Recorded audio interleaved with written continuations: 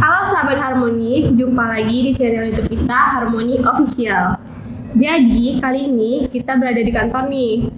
Kita bakalan bahas-bahas tentang pertanyaan-pertanyaan mungkin yang sering dipertanyakan oleh klien kita. Mungkin kita bisa langsung tanya aja.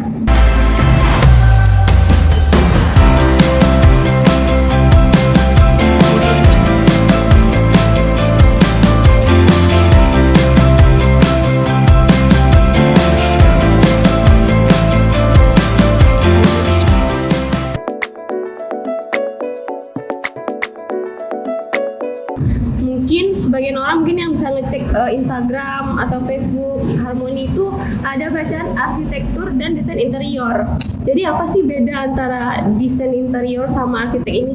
Mungkin Bang Haji bisa jelasin. Jadi desain interior itu sendiri biasanya dia lebih ke ruang lingkupnya tuh di dalam ruangan. Nah, sedangkan arsitektur itu tentang penataan ruang. Misalnya ada sebuah rumah gitu kan, desain rumah. Nah, itu ruang apa aja itu, nah itu penataannya. Bisa dikatain dengan furniture juga. Iya. Kalau itu lebih furniture itu lebih ke interior. Mungkin seperti itu sih. Arsitekturnya gimana? Nah, kalau arsitektur itu lebih kayak penataan tempat atau ruang sih. Misalnya dapur, ruangnya di mana, penataan sirkulasinya di mana. Kalau penataan buat kayak sirkulasi itu kan ada banyak lagi tuh. Nah, ada sirkulasi udara, sirkulasi pejalan kaki atau ruang buat penataan pintu nanti di mana. Nah, seperti itu. Jadi ya perlu digambarkan lagi. Arsitektural itu lebih ke perencanaannya. Jadi misalnya si owner pengen merencanakan suatu bangunan itu lebih ke arsitekturalnya.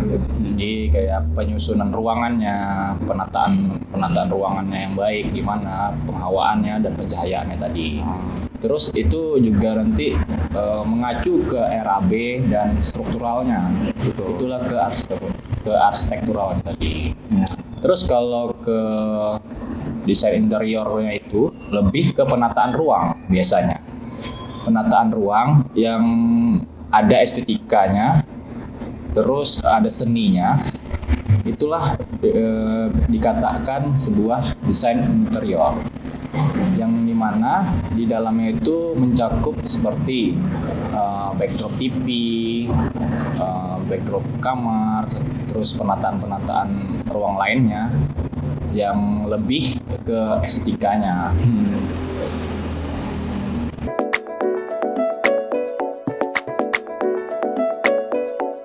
Terus kalau tipsnya nih, ya interior designer di Pekanbaru atau di Indonesia itu kan banyak. Tipsnya buat kita, bagaimana caranya itu kita milih interior design yang baik. Yang baik itu kita harus ketahui itu dulu dari perusahaannya, itu baik atau enggak perusahaannya, ya kan. Kita bisa lihat dari kompronya, udah berapa lama mereka melakukan jasanya, udah berapa tahun. Nah, itu bisa dipakai, maksudnya gitu. Sebagai acuan. Sebagai acuannya. Kenapa klien itu bisa memilih misalnya aku milih perusahaan ini nih. Nah, itu bisa dilihat dari grade perusahaan itu lagi. Misalnya dia grade-nya udah, misalnya kan pasti grade perusahaan itu kan dari atas ke bawah atau sampai nggak punya PT atau individual. Nah, itu kan masih bisa mengerjakan interior seperti itu. Yang jelas, jadi ketika ada problem itu bisa dipertanggungjawabkan. Betul. Nggak klien tuh nggak asal comot. Ya, aku pilih perusahaan ini nih atau perusahaan ini nih. Jangan sampai ketika udah deal dengan perusahaan tersebut, ternyata ditipu atau apa. Nah, itu kan takutnya kita atau antisipasinya lah seperti itu.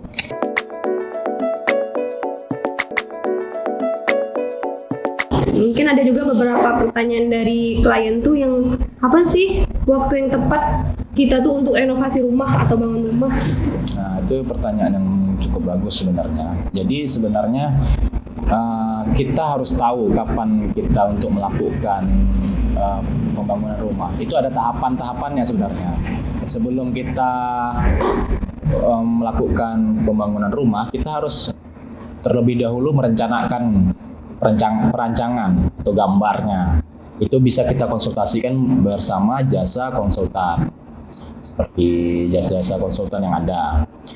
Nah, dari situlah kita tahu harga perencanaan yang akan kita mau buat. Misalnya kita pengen membangun satu rumah nih, kita nggak tahu nih harga ke depan itu berapa, terus yang akan kita keluarkan itu berapa. Jadi kita nggak asal ngelos harga aja di tukang. Jadi kita bisa memanage uang kita dari rencana RAB itu.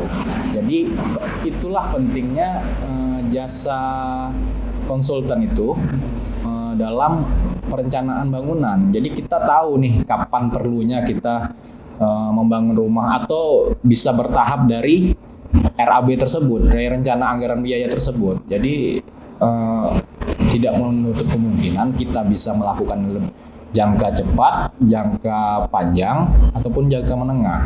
Seperti itu. Iya benar. Terus jangan sampai klien itu salah memahami tentang konsultan. Satu itu. Nah, apalagi bicara tentang interior dan arsitek.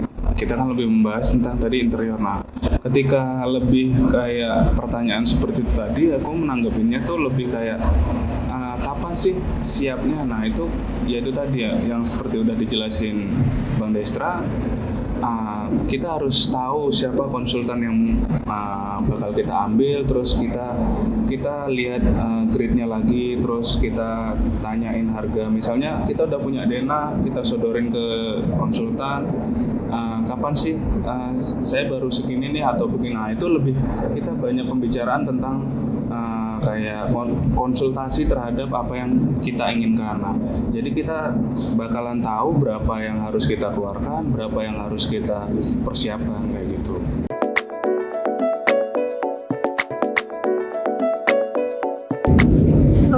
Pengalaman Harmoni dalam bidang perencanaan dan desain interior kan lumayan banyak ya kan, banyak banget malah. Jadi mungkin ada beberapa pertanyaan yang sering mungkin saya dengar dari klien-klien kita tuh, misalnya dia renovasi rumahnya nih.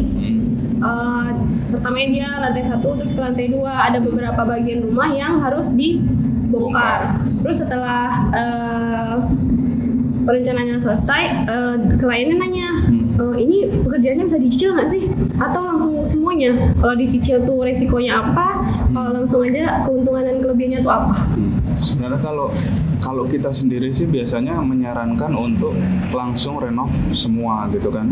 Karena apa? Di lain sisi kita mengantisipasi ketika kita pengerjaan, nggak mungkin misalnya nih kita sebenarnya nyicil itu bisa, sangat bisa. Cuman kita ketika renovasi interior ataupun perencanaan, biasanya kalau interior kan misalnya mau ruangan dapur dulu, kitchen set. Nah, tiba-tiba kan biasanya gitu, ini ngejar karena mau lebaran gitu kan.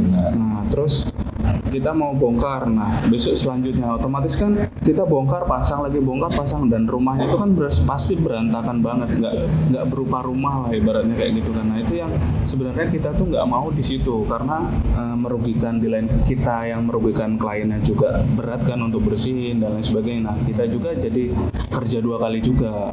Nah, lebih baik kita lebih menyarankan tuh langsung sekalian semua gitu. Dan tapi dia itu tadi kembali lagi ke sesuai dengan kliennya. Bahkan misalnya dia bakal punya budget yang bisa langsung semua, ya kenapa enggak?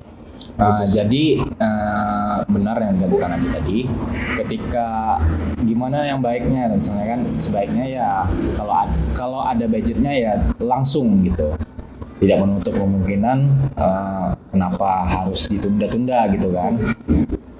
Yang kedua itu dicicil kan, bisa. Itulah gunanya jasa konsultan ini.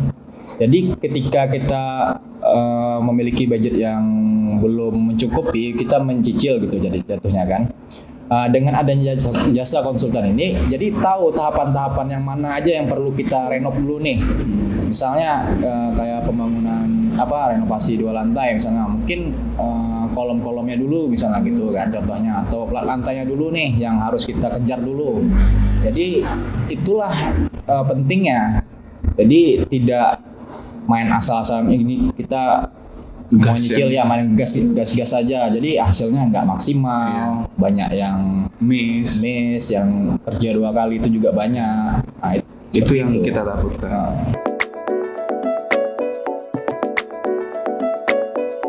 Dan ini biasanya pertanyaan yang paling banyak dan mungkin sering salah paham nih antara klien sama perusahaannya gitu.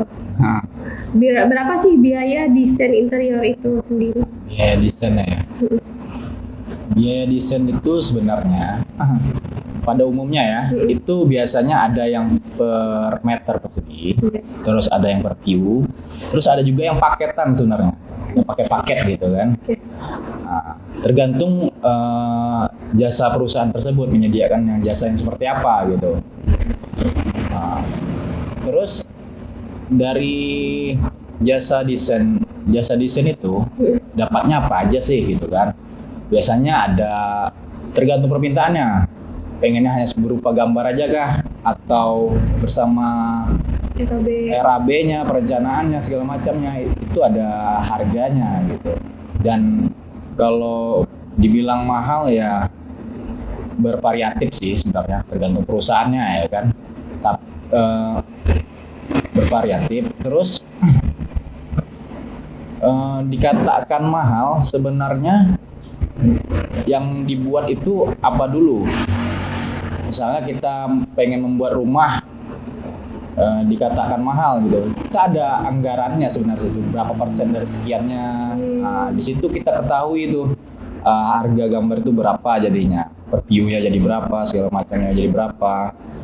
Jadi buat sahabat-sahabat Harmoni, jangan takut duluan untuk merancang bangunan atau perencanaan misalnya gitu, atau memesan gambar ke kita. Jangan takut duluan dengan harga yang dikira-kira mungkin di atas 2 juta sekian atau berapa gitu. Kita harus konsultasikan dulu biar kita tahu berapa sih harganya, per view-nya berapa, untuk perencanaannya berapa. Jadi kita nggak langsung mematok harga sekian, tapi ada tahapan-tahapannya yang perlu kita ketahui sebenarnya. Oke, itu aja sih. Nah, selain itu juga jangan sampai klien itu atau owner itu salah dalam memahami antara jasa dan desain.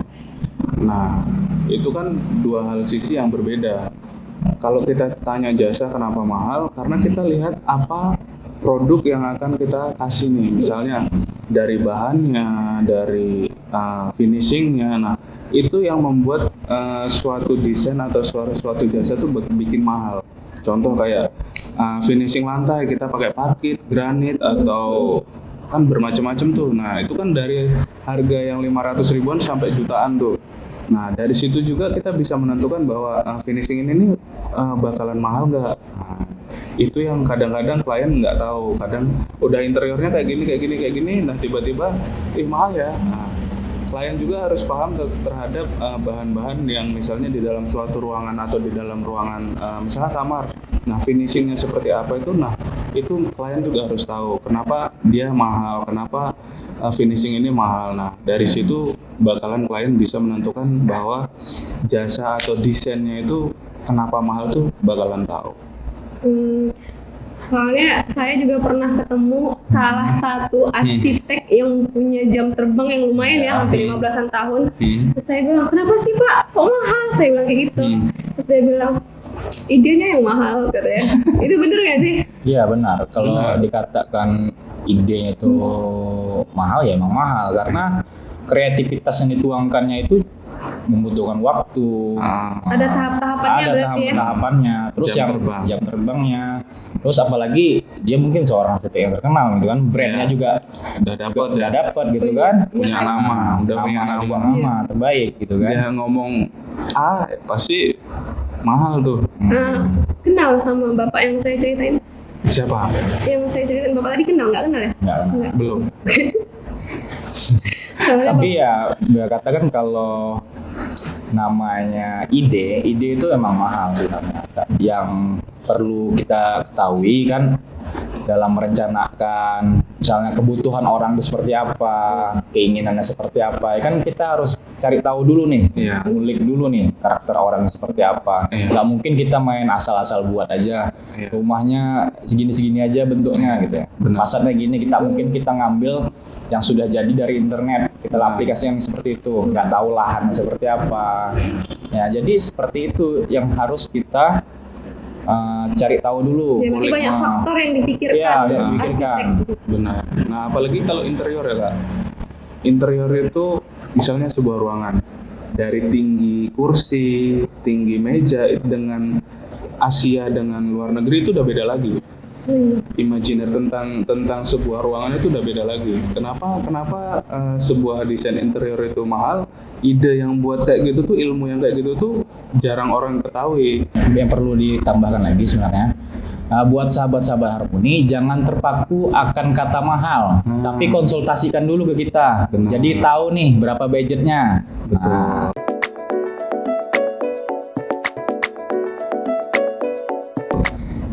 Gitu itu. Nah, jadi kalau misalnya cerita mahal atau nggak mahal nih, berarti kan sesuai budget klien dong. Iya. Nah, bagaimana nih arsitek menyiasati untuk budget owner yang terbatas? Untuk budget yang terbatas. Nah, dari situlah kita tahunya.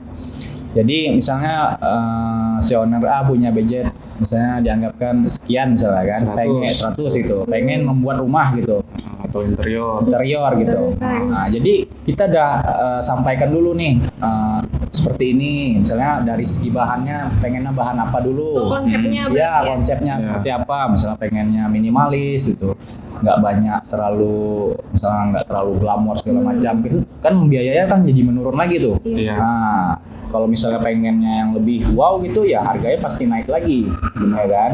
Terus dari segi bahan, pengennya bahan yang high kah, atau yang kualitas lagi, itu ada harganya. Jadi kita harus dulu konsultasikan dulu bersama jasa konsultan. Nah, sebenarnya owner juga tuh harus sering banget sih. Kenapa dibilang sering? Untuk konsultasi sama desain interior. Nah, klien tuh harus benar-benar dapat buat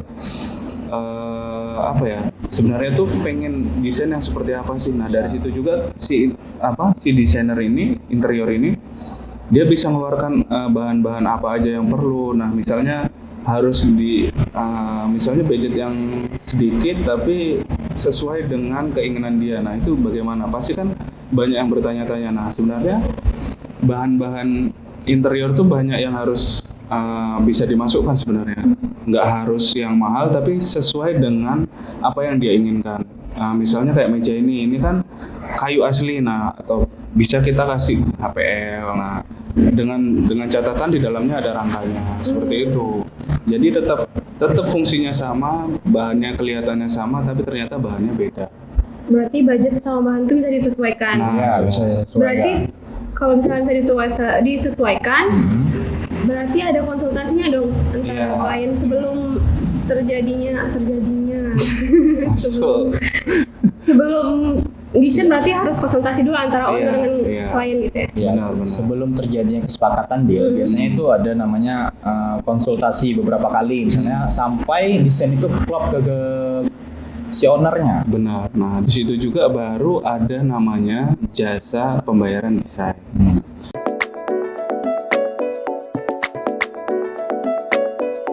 Kalau di Harmoni seperti itu biasanya.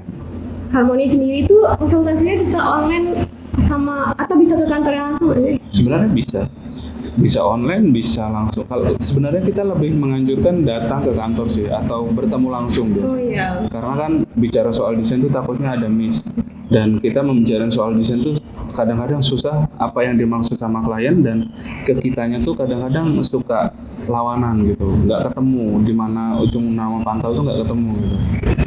Jadi susah buat Bisa iklan sebentar buat sahabat Harmoni yang Sahabat mau Harmoni. konsultasi masalah jasa Iya, desain interior sama arsitektur, bisa langsung datang ke kantor kita Betul. di Jalan Sri Kandia. Jalan Sekutum Raya nomor 2 Sri dari Kandia. Pekanbaru, atau bisa langsung WA atau telepon. Ya, WA. Bakalan dilayani sama telemarketing yang 26 manis. jam kan? Iya, 26 jam. Di Instagram ada juga tuh Oh, kan? di Instagram juga ada Instagram ada. DM. Di sana juga ada WhatsApp-nya, bisa lihat desain-desain harmoni seperti apa. Di YouTube-nya ada juga nih. Oh, YouTube-nya. YouTube-nya. YouTube-nya. Jangan Itu lupa. Banyak ya. Jangan lupa di YouTube-nya update terbarunya. Betul. Benar, dan pastikan buat sahabat harmoni buat konsultasi ke kantor kita dan perencanaannya ataupun interiornya. Buat sahabat-sahabat harmoni, jangan terpaku dengan kata mahal. Lebih baik sahabat harmoni datang langsung ke PT kita Harmoni. Jadi lebih tahu, lebih kita konsultasikan dulu perencanaannya mau seperti apa. Jadi tahu harga yang dikeluarkan itu seperti apa. Bisa saja tidak semahal yang dipikirkan oleh sahabat-sahabat harmoni. Betul sekali. Oke, see you di next video kita ya. Dadah. Dadah.